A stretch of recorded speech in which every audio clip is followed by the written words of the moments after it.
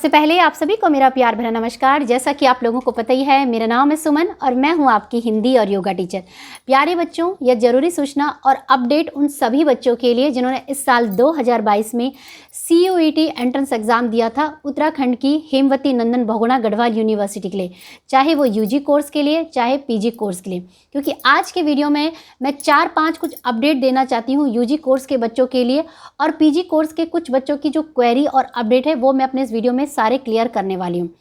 इसी के साथ साथ मैं ये कहना चाहती हूँ कि जो भी बच्चे HNV गढ़वाल यूनिवर्सिटी से कोई भी कोर्स कर रहे हैं UG या PG, उनकी कोई भी क्वेरीज़ है तो वो मुझे मेरे चैनल को सब्सक्राइब कर सकते हैं, या आने वाले भविष्य में भी किसी भी कोर्स में एडमिशन लेंगे तो वो भी मेरे चैनल को सब्सक्राइब कर सकते हैं, क्योंकि मैं अपने इस चैनल के माध्यम से सारे HNV के अपडेट्स इस वीडियो और इस चैनल के माध्यम से देती रहती हूँ।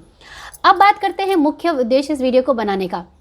देखिए बच्चों के मेरे पास लगातार कुछ प्रश्न आ रहे थे, जैसे कि प्रश्न आ रहे थे सबसे पहले बीएड वाले बच्चों का प्रश्न कि मैम हमारा रजिस्ट्रेशन नहीं हो पा रहा है। तो उसके संदर्भ में मैंने अभी HNV गढ़वाल यूनिवर्सिटी को फ़ोन किया और उसका अपडेट मैं आपको बताती हूँ। दूसरा प्रश्न है बच्चों का कि मैम, बच्चे पूछ रहे हैं कि मैम हमारा जो बर्थ सर्टिफिकेट है, यानी कि जिन बच्चों ने ऑलरेडी किसी बीएड के अलावा किसी दूसरे कोर्स में एडमिशन ले रहे हैं, वो ये कह रहे हैं कि मैम हम रजिस्ट्रेशन तो कर पा रहे हैं लेकिन उसमें बर्थ सर्टिफिकेट पूछा है वो क्या है, हमने तो बर्थ सर्टिफिकेट नहीं बनाया, तो उसमें हमें क्या करना है। तीसरा प्रश्न आ रहा है बच्चों का कि जिन बच्चों ने ऑलरेडी HNV गढ़वाल यूनिवर्सिटी से कोई भी क्वालिफिकेशन ली है, चाहे ग्रेजुएशन में कोई भी BSc BCom भी, अब आगे जब वो PG के लिए उन्होंने CUT एंट्रेंस एग्ज़ाम दिया है तो उसमें पूछा जा रहा है कि आपका रजिस्ट्रेशन नंबर क्या है। तो बच्चे पूछ रहे हैं कि मैम ये कौन सा रजिस्ट्रेशन नंबर है, हमने तो कोई रजिस्ट्रेशन नंबर नहीं है। इसी का जवाब मैं दूंगी। और इसके साथ साथ सबसे महत्वपूर्ण प्रश्न और जवाब और सबसे महत्वपूर्ण जो अपडेट HNV गढ़वाल यूनिवर्सिटी के लिए आया है वो आया है UG के बच्चों के लिए, ठीक है। और वो अपडेट क्या है, देखिए जिन भी बच्चों ने UG का रजिस्ट्रेशन किया है तो उनके लिए ये अपडेट है कि आपके लिए कल करेक्शन विंडो खुल के आ जाएगी, दोबारा से करेक्शन विंडो ओपन हो रही है। करेक्शन विंडो क्या है कि मान लीजिए कि जब आपने अपने सब्जेक्ट को चूज़ किया है, कोर सब्जेक्ट और इलेक्टिव सब्जेक्ट, अगर उसको अभी भी आप कुछ चेंजेस करना चाहते हैं तो वो आप कल परसों में कर सकते हैं, ठीक है। तो ये वो अपडेट है, वो मैं बताऊंगी कि कोर सब्जेक्ट और इलेक्टिव सब्जेक्ट कैसे चूज़ करने। अब बात कर लेते हैं 1 बाय 1 सारे पॉइंट के ऊपर। सबसे पहली बात है बीएड कोर्ट के PG रजिस्ट्रेशन को लेके। तो देखिए बीएड वाले बच्चों, आपको मैं साफ शब्दों में बोल देती हूँ कि अब रजिस्ट्रेशन हो रहा है, ठीक है। आप लोग बोल रहे हैं नहीं हो रहा है, तो इसके संदर्भ में मैंने HNV गढ़वाल यूनिवर्सिटी में अभी फ़ोन किया था और उन्होंने मुझे बताया कि मैम ऑलरेडी हमारे पास रजिस्ट्रेशन आ चुके हैं पौड़ी, टिहरी और श्रीनगर तीनों कैंपस के लिए। हमने 56 रजिस्ट्रेशन बच्चों के ऑलरेडी हमारे पास पहुँच चुके हैं। तो जिन बच्चों का नहीं हो रहा है वो देखिए कि क्यों नहीं हो रहा है। दूसरा उन्होंने सोल्यूशन ये बोला है कि मैम आप किसी भी बच्चे से बोलिए कि कोई भी एक बच्चा अपना रजिस्ट्रेशन नंबर और जो पासवर्ड है वो आपको शेयर कर दे और हम अपने एंड से भी चेक कर लेंगे, ठीक है, कि क्यों नहीं रजिस्ट्रेशन हो रहा है, क्या सच में बीएड का कुछ बच्चों का प्रॉब्लम तो नहीं है, ठीक है। तो ये चीज़ आपको करनी है कि कोई भी एक बच्चा मुझे इंस्टाग्राम पे मैसेज कर लीजिए, यहाँ इस यूट्यूब पे कमेंट मत करिएगा, इंस्टाग्राम पे अपना एप्लीकेशन नंबर और पासवर्ड मुझे शेयर कर लीजिए, फिर मैं चेक करके बताती हूँ। दूसरा है कि आप बच्चे पूछ रहे हैं कि मैम जो सर्टिफिकेट है वो उसमें क्या डालना है। तो देखिए सर्टिफिकेट में आपने आधार कार्ड नहीं डालेंगे क्योंकि वो आपकी बर्थ सर्टिफिकेट पूछ रहे हैं। तो आधार कार्ड भी आपका कैसे बना है, आपका आधार कार्ड भी बना है आपके 10th की मार्कशीट और सर्टिफिकेट के आधार पे, यानी कि जहाँ पे भी उन्होंने बर्थ सर्टिफिकेट पूछा है आपको डालना है अपने 10th की या 10th की मार्कशीट या सर्टिफिकेट, जिसमें कि आपके माता का नाम, पिताजी का नाम और आपका डेट ऑफ बर्थ साफ साफ दिखाई दे रहा है आपके नाम के साथ, ठीक है। तो ये आपने डालनी है उसमें। आधार कार्ड का कॉलम अलग है, वो एक अलग से डालना है, लेकिन आधार कार्ड को कवर अप आपका बर्थ सर्टिफिकेट नहीं कर पाएगा, ठीक है।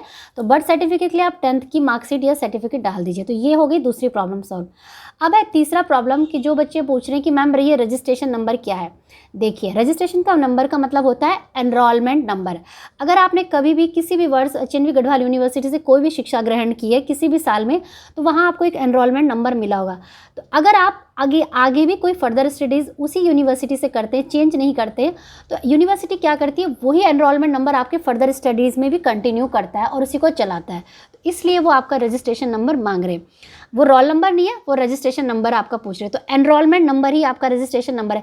जैसे कि मैं अगर अपनी मार्कशीट देखती हूँ तो उसमें लिखा रहता है G414000, इस तरीके से मेरा रजिस्ट्रेशन नंबर था, ठीक है। तो आप भी अपना चेक कर लीजिए, वो आपने भरना है। अब आती है सबसे महत्वपूर्ण मुद्दे की बात कि भाई UG कोर्स के लिए क्या अपडेट है। यूजी कोर्स के बच्चों ध्यान से सुन लीजिए, कल आपका करेक्शन विंडो खुल जाएगा। करेक्शन विंडो में क्या करना है देखिए, उसमें आपका अगर आपने एचएनवी गढ़वाल यूनिवर्सिटी का जो प्रॉस्पेक्टस होगा उसमें चेक किया होगा कि जो अब आपका सब्जेक्ट का सिलेक्शन होगा वो एनईपी के आधार पे होगा, यानी कि नेशनल एजुकेशन की जो पॉलिसी है उसके आधार पे। तो उसमें दो चीज़ें बताई गई, एक है कोर सब्जेक्ट और एक है इलेक्टिव सब्जेक्ट। अब ये कोर और इलेक्टिव में चूज़ कैसे करना है, क्या करना है, वो मैं आपको समझा देती हूँ। देखिए, कोर सब्जेक्ट का मतलब तो ये है कि जैसे कि आपने कोर पढ़ाई करनी है और आगे भी आप उसी में अपना स्पेशलाइजेशन करेंगे, वो आपका कोर सब्जेक्ट हो गया, है ना, ठीक है। और इलेक्टिव सब्जेक्ट का मतलब ये है कि वो आप अपना केवल 1 या 2 साल में पढ़ेंगे, लेकिन थ्रू आउट द कोर्स नहीं पढ़ेंगे।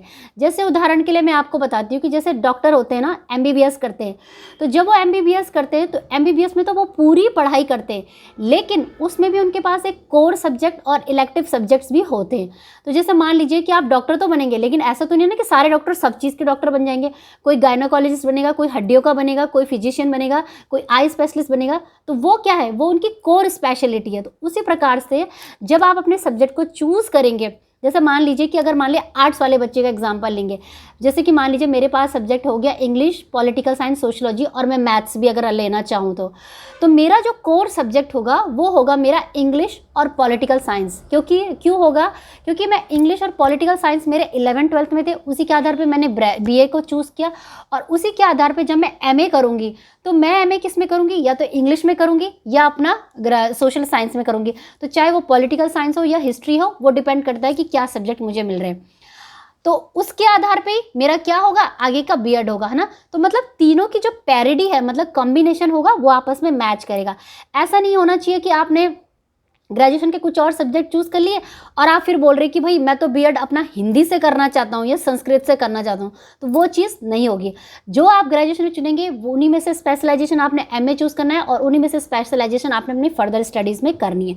तो वो आप देख लीजिए किस सब्जेक्ट में आप अच्छे हैं। जैसे फिजिक्स, केमिस्ट्री, मैथ्स का बच्चा है तो आपकी अगर फिजिक्स और मैथ्स अच्छी है तो आप केमिस्ट्री को छोड़ दीजिए, केमिस्ट्री वाला आप इलेक्टिव सब्जेक्ट कर दीजिए और फिजिक्स केमिस्ट्री अपना कोर सब्जेक्ट कर दीजिए, ठीक है। इस प्रकार से आपने चूज़ करना है। वो आपका जो प्रॉस्पेक्टस है ना, उसी में आपको पता चल पाएगा। तो प्रॉस्पेक्टस मैं टेलीग्राम चैनल पे आपको लिंक भेज दूंगी, आप उसमें देखो क्या करना है, पूरा उसको डिटेल में उसे पढ़ो, उसे समझो और अपने हिसाब से करो, ठीक है। तो ये थी बच्चों सारी अपडेट आपके लिए। बीएड वाले बच्चों प्लीज़ आप लोग कर लो अपना रजिस्ट्रेशन। नहीं हो रहा है तो मुझे इसमें प्लीज़ आप कमेंट करके बोल दो किसका नहीं हो रहा है, इंस्टाग्राम पे मुझे मैसेज कर दो, ठीक है। अभी मैंने यूनिवर्सिटी में फ़ोन किया, बोल रहे हैं ऑलरेडी 56 बच्चों के भी हो गए।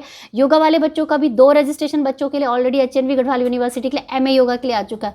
अब आपका क्यों नहीं हो रहा है वो चेक करना पड़ेगा। कहीं एनटीए के जो दिल्ली का जो समर्थ वालों का सर्वर है वहाँ से तो कोई इशू नहीं होगा, क्योंकि कोई कभी कभी कोई सीरीज़ होती है पर्टिकुलर एप्लीकेशन की, वो जैम हो गई होगी शायद, कुछ भी हो सकता है, टेक्निकल ग्लिचेस हो जाते हैं, है ना।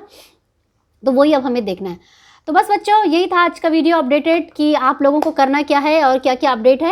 उम्मीद करती हूँ वीडियो आपके लिए हेल्पफुल रहा होगा और ऐसी अन्य जानकारियों के लिए चैनल को लाइक, शेयर और सब्सक्राइब करके ज़रूर जाइएगा। जो बच्चे आने वाले भविष्य में 2023 में उत्तराखंड की हेमवती नंदन बहुगुणा गढ़वाल यूनिवर्सिटी से कोई भी कोर्स करने जा रहे हैं, बीए, बीकॉम, बीए, एलएलबी और बीटेक या जेईई मेंस के थ्रू भी जो एंट्रेंस एग्जाम करेंगे, ये बी लेटरल एंट्री के थ्रू लेंगे, वो सारे मुझे फॉलो कर सकते हैं, सब्सक्राइब कर सकते हैं। इंस्टाग्राम पे भी फॉलो कर लो और टेलीग्राम चैनल को भी ज्वाइन कर लीजिए। चलिए बच्चों, वीडियो को देखने के लिए बहुत बहुत धन्यवाद। जय हिंद, जय भारत, धन्यवाद।